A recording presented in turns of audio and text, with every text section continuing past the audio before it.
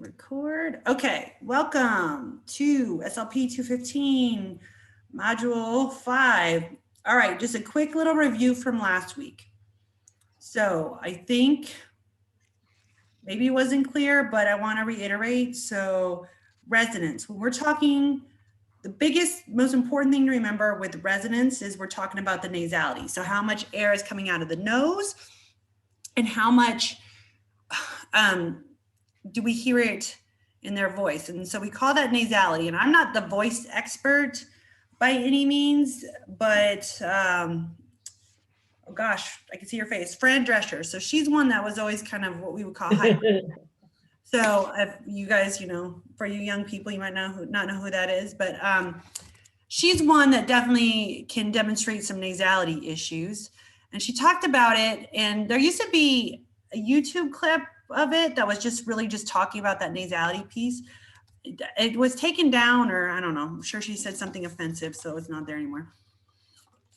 But it explained, she had surgery and it just never worked right after that. I think she had some sinus surgery and stuff like that. So, and hers was obviously structural. So there was no amount of, I think she did do speech therapy for a while, or she just said therapy. I'm guessing speech or voice therapy to help improve it. But so hypernasality means they have too much air coming out of the nose. So I just want you guys to be clear what hyper means. So hyper usually means more, a lot. So more air coming out of the nose. And then hypo is when you sound like you have a cold. It's like there's no nasality. It's like you sound stuffed up. Now, cul-de-sac resonance. Now, that's a little bit harder for me to describe. And I need to maybe post another YouTube video. And a lot of times when we're talking about cul-de-sac resonance, people with a hearing impairment definitely kind of can have that cul-de-sac resonance piece. And there's a variety. It's usually craniofacial structures too. So there are a few different reasons for the cul-de-sac resonance.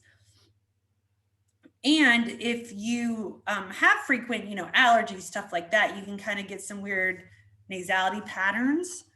And because you're used to listening to yourself, so that's kind of where that cul-de-sac resonance kind of starts with how you adjust your sound because of how you hear to yourself. So cul-de-sac resonance is really hard for me to describe well, but and basically when we say that, a lot of times we'll say, oh, they sound like they're deaf, or they sound like they have a hearing impairment. So there's definitely what we call some of those upper formats, which is like speech physics and speech science 101. That the only people who care about this stuff are, the speech science people and the linguists that analyze, different sounds in our, in our phonetic abilities here. But really, kind of that's that resonance piece. So what makes them sound like they have a hearing impairment is a lot of times that cul-de-sac resonance.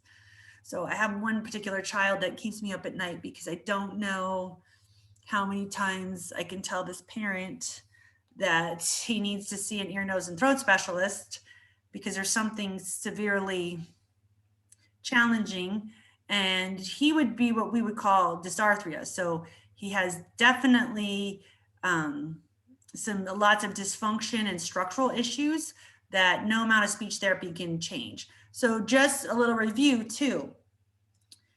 Sometimes it's about mislearning or learning how to, get that velopharyngeal port open or closed. But typically we usually only help with that if it's mild, and it's usually just maybe from some mislearning. But it's usually you can figure out pretty quick in therapy. I'm talking 1 or 2 sessions if that's really something we can actually improve or not. And a lot of times it requires a lot more medical and surgical components and interventions that are out of our scope as therapists. So we cannot, no matter how much therapy we do, we cannot change structure. And when I'm trying to explain this to parents, sometimes I feel like, I don't know why it's with speech is different. It's like, okay, physical therapy, perfect example. You have somebody with a leg differentiation. So one leg's longer than the other. No amount of physical therapy is going to make those the same length. Maybe some stretching, maybe improve it a little bit. but you can't make the bone longer with physical therapy. You can work on some functioning, but you're not going to make it the same size. That's kind of the same thing too with speech therapy and resonance. Usually if it's very mild and it's usually can be addressed quickly and in very, what I would call little therapy. The other challenges when we're looking at the resonance factor is a lot of times with our children who've had repaired cleft palates, who are maybe in a process, and at different times when they grow, there's some things that can kind of change there. So they usually need to be watched or kind of followed. But again, they don't have the structure. They can't close that pharyngeal port. We can't get the port to close the back. Then they're going to be hypernasal. You know, you can't get that port to move and open, or if it opens, there's a structure blocking the airflow. You're not going to get any, you know, nasality.